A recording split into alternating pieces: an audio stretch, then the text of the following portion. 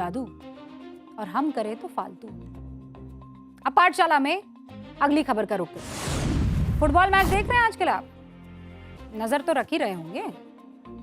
London की सड़कों पर कल बड़ा उत्पात मचा और वो भी एक फुटबॉल मैच में मिली हार की वजह से। देखते ही देखते पूरा शहर दंगों की चपेट में आ गया। आपने अक्सर ये सुना होगा कि खेल में हार जीत लगी रहती है, सच्ची खेल भावना वही है जो दोनों नतीजों का सम्मान करे, स्पोर्ट्समैनशिप यही होती है। आपने भाई कई बार सुना होगा ना। आज जो ब्रिटेन की राजधानी लंदन में हुआ, जो तस्वीरें सामने आई, उसने खेल भावना वाली सोच की धज्जियां उड़ा दी। फुटबॉल वर्ल्ड कप 2026 में फ्रांस ने मोरक्को को 2-0 से हरा दिया, सेमीफाइनल में एंट्री ले ली। बधाई फ्रांस को। लेकिन दूसरी तरफ मोरक्को हारा और इस हार के साथ फीफा वर्ल्ड कप से वो बाहर हो गया। भैया इसके बाद फ्रांस में जश्न तो था, लेकिन ब्रिटेन में दंगे ही दंगे भड़क। अब सवाल यह है, मैच कहां हुआ? अमेरिका में। दो टीमें कौन सी थी? फ्रांस और मोरक्को। लेकिन दंगे कहां भड़के भैया? ब्रिटेन की राजधानी लंदन में। काहे? क्यों? लंदन में रहने वाले मोरक्को के लोग भारी तादाद में सड़कों पर निकल आए। वो तस्वीर साथ में चल रही। कुछ देर बाद हार की बौखलाहट, पहले तो गुस्सा था, हिंसा में तब्दील हो। मोरक्को के फुटबॉल फैंस ने सड़क पर उतरकर बवाल शुरू कर दिया। ये देखिए आप कैसे पुलिस दौड़ा रही है और वो पुलिस पर वापस अटैक कर रही है। पुलिस पर हमला कर दिया, कांच की बोतलें फेंकी, कैन्स फेंके, पत्थर फेंके, जो हाथ में आया उठाकर फेंक दिया। कई पुलिस वाले घायल हुए। घायल पुलिस वालों को बचाने के लिए एम्बुलेंस जब बुलाई गई तो उस एम्बुलेंस को भी निशाना बना दिया।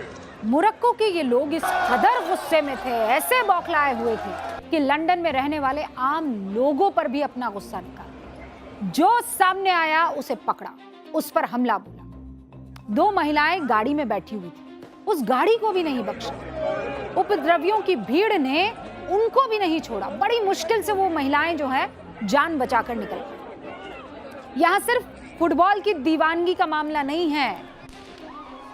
बहुत गौर से सुनिएगा। मोरक्को की हार से यूरोप में ये लोग हिंसा पर क्यों उतर आए? आपके मन में सवाल नहीं आया? अब इसका जवाब अगर आप चाहते हैं तो बहुत तफसील से मेरी बात को सुनिएगा। हाथ में फोन है तो साइड में रख दीजिए। किसी से बात कर रहे हैं तो अभी कुछ देर के लिए चुप हो जाइए। जगह जगह अशांति फैलाने वाले ये सारे लोग कोई और नहीं थे, यूरोप में पैदा हुए थे। ये युवा वहां पर पले हैं, वहां बड़े हुए हैं। अब सवाल यह है कि अपने ही देश को कोई क्यों नुकसान पहुंचाएगा, वो भी किसी और देश की हार पर? इसका जवाब जानना चाहते हैं तो फिर इतिहास के पन्ने पलटने होंगे। शुरू करें? शुरू करें। ओके।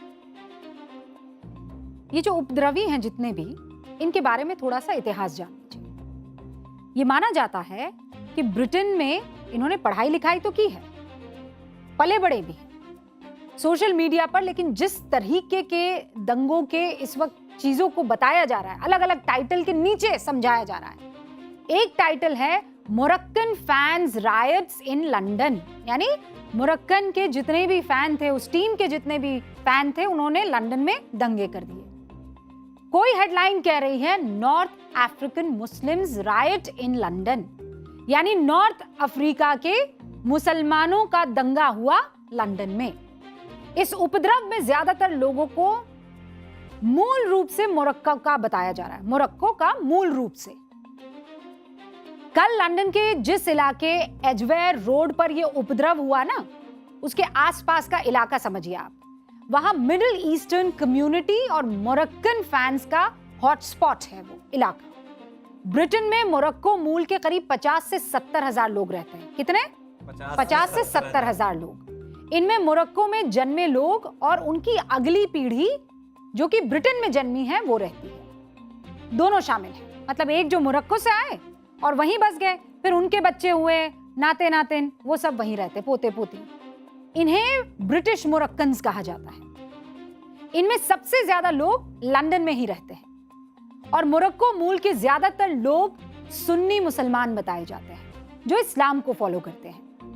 कल जब ये लोग फुटबॉल मैच के बाद लंदन की सड़कों पर इकट्ठा होने लगे तो पुलिस को इस बात की भनक भी नहीं थी कि ये लोग इतना भड़क जाएंगे कि अपने ही शहर की कानून व्यवस्था को तहस नहस कर देंगे। इन तस्वीरों को देखकर सबसे बड़ी हैरानी इस बात की हो रही है कि ऐसा कोई क्यों करेगा। साल था 1960। ये 1960 के दशक की बात है।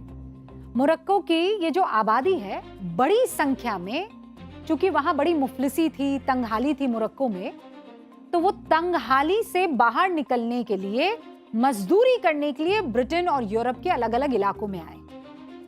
धीरे धीरे यहाँ के वो नागरिक बन गए और वक्त के साथ उन्हें यहाँ की नागरिकता भी मिल गई, अधिकार भी मिल गए। उन देशों के समाज का, ये अलग अलग यूरोप के जो देश हैं, यहाँ के समाज का ये लोग हिस्सा भी बन गए। लेकिन कल लंदन में जिस तरह का इन्होंने तांडव मचाया, उससे लंदन के लोगों को लग रहा है कि कहीं उनके पूर्वजों ने कोई गलती तो नहीं कर दी।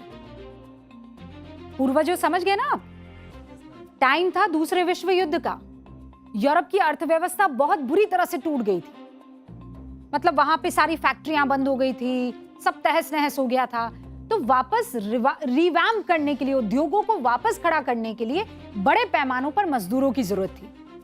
1950 से 1960 के दशक में फ्रांस, बेल्जियम, नेदरलैंड और जर्मनी, ये यूरोप के सारे मुल्क हैं, इन देशों ने उत्तर अफ्रीका और टर्की से मजदूरों को बुलवाया। यूरोप ने क्या किया? अवसर दिया, काम दिया, रहने के लिए जगह दी और वक्त के साथ फिर ये कहा चलो नागरिकता भी ले लो, है ना। इन लोगों ने खदानों में, कारखानों में, कंस्ट्रक्शन के काम में बड़े पैमाने पर अपना योगदान दिया। मतलब जो आप बना हुआ देख रहे हैं ना यूरोप, उसमें लोग कहते हैं कि मोरक्को के लोगों का बड़ा योगदान है। बड़ी अहम भूमिका निभाई है यूरोप को फिर से खड़ा होने में। तो वो तो थी पहली पीढ़ी जो मोरक्को से आई थी काम करने के लिए। फिर ये लोग यहीं रच बस गए, तो दूसरी पीढ़ी आई, तीसरी पीढ़ी आई, ये सब यूरोप में पैदा हुए हैं। मतलब यूरोप के स्कूलों में पढ़े हैं, यूरोप की भाषा बोलते हैं, यूरोप के नागरिक बने हैं। लेकिन एक मैच में हार के बाद सब भूल गए। हम लोग किराए के मकान में जब रहते हैं तो उसे अपना मकान मानकर रहते हैं ना। शुभ अवसर होता है, त्योहार होती है, ईद दिवाली होती है, तो सजाते धजाते हैं, भले ही किराए का हो। जिस दिन छोड़ कर जाते हैं उस मकान में झाड़ू लगाते हैं, सफाई करते हैं, उस मकान की यादें अपने साथ लेकर जाते हैं, है कि नहीं? लेकिन मोरक्को के लोगों ने तो अपने ही घर में दंगे कर डाले। इसका एक ही मतलब है कि मोरक्को के ये लोग आज भी ब्रिटेन को अपना घर नहीं मानते। अलीजियंस इनकी कहीं और है। आज ब्रिटेन, फ्रांस, बेल्जियम और नेदरलैंड में लाखों लोग ऐसे हैं जिनकी जड़ें तो उत्तर अफ्रीका की हैं, लेकिन इनकी जिंदगी, इनका भविष्य, इनका अधिकार कहां से मिलता है? यूरोप से। मगर अपनी एंसेस्ट्रल आइडेंटिटी यानी पैतृक पहचान कहां से जोड़कर देखते हैं? मोरक्को से। जबकि यूरोप के लोग इन्हें मोरक्को का नहीं मानते, इन्हें अपना नागरिक मानते। आप देखिए, एक उदाहरण आपको देती हूं, आपको समझ में आ जाएगा। साल था 2022, फीफा वर्ल्ड कप का आयोजन होना था। मोरक्को की टीम का ऐलान हुआ। आपको पता है 26 में से 14 खिलाड़ी ऐसे थे जो यूरोप में पैदा हुए थे। स्पेन, फ्रांस, बेल्जियम, नेदरलैंड जैसे देशों में ये लोग पैदा हुए थे। और ये 14 खिलाड़ी, इनको ट्रेनिंग पता है कहां मिली थी? यूरोप में। यूरोप के सिस्टम ने इन खिलाड़ियों को तैयार किया। लेकिन जब इंटरनेशनल लेवल पर चुनने की बारी आई कि यूरोप को चुनेंगे कि मोरक्को को चुनेंगे, तो इन्होंने किसे चुना? मोरक्को को। फीफा में रिप्रेजेंट किया मोरक्को को। ये इनका अधिकार है। मतलब हम ऐसा नहीं कह रहे हैं कि नहीं करना चाहिए था, ये आपका अधिकार है, आप कर सकते हैं। किसी भी टीम को आप चुन सकते हैं। आप ये कह सकते हैं कि यूरोप में रहने वाले मोरक्कन ओरिजिन के जो युवा हैं, मोरक्कन टीम को चुनना उनके लिए भावना वाला मसला था। मतलब सोचिए, हिंदुस्तान छोड़कर कोई अगर मान लीजिए अमेरिका जाता है या फिर यूके जाता है या यूरोप में ही जाता है किसी मुल्क में, तो उसे अपनी भारत माता से तो प्यार रहेगा। ये तो किसी ने नहीं कहा कि नहीं होना चाहिए प्यार, पूर्वजों की जमीन रही है। लेकिन अगर मान लीजिए इंग्लैंड और इंडिया में मैच होता है और भारत, जैसे कल के मैच को देख लीजिए, हार जाता है, तो क्या वहां गया भारतीय दंगे करेगा? इंग्लैंड में रहने वाला भारतीय चूंकि भारत हारा है तो अपने ही घर को नुकसान पहुंचाएगा? ये कभी नहीं होगा। ये एक सच्चाई है। और मोरक्को के लोगों ने क्या किया? सफलता यूरोप की तरफ से मिली, भूमिका निर्णायक रही। लेकिन सबसे बड़ा मुद्दा क्या बन गया?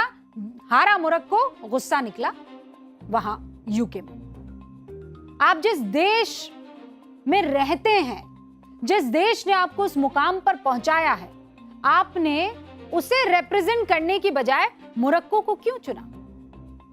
और यह मुद्दा तब बन जाता है जब आप मोरक्को के फ्रांस से हार जाने पर अपनी ही जन्मभूमि को नुकसान पहुंचाने लगते हैं। आप एक सेकंड नहीं लगाते हैं।